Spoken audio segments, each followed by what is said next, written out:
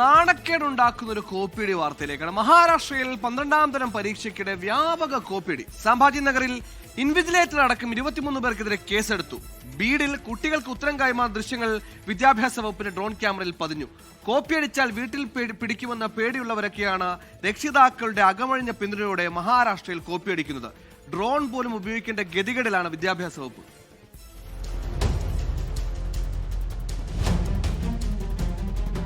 പതിവ് തെറ്റിയില്ല. മഹാരാഷ്ട്രയിലെ 12ാം തരം പരീക്ഷയിൽ ഇത്തവണയും കോപ്പിയടി പ്രളയമാണ്.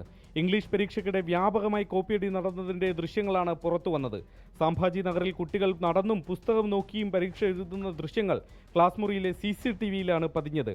പരിശോധനയ്ക്ക് ആളെത്തിയപ്പോൾ അതത് ബെഞ്ചുകളിലേക്ക് മാറുന്നതും കാണാം.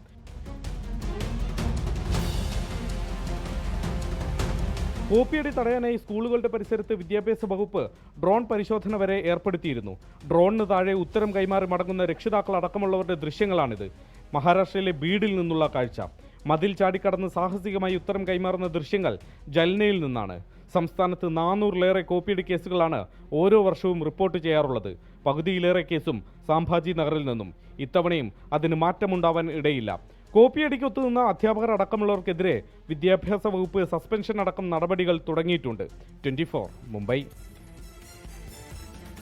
ലോകത്തെവിടെയായാലും ഏത് സമയത്തും 24 വാർത്തകളും ഓഗ്മെന്റഡ് റിയാലിറ്റി പാക്കേജുകളും എക്സ്പ്ലെയിനറുകളും വിശദമായി കാണാൻ ഞങ്ങളുടെ യൂട്യൂബ് ചാനൽ നിങ്ങൾക്ക് സബ്സ്ക്രൈബ് ചെയ്യാം.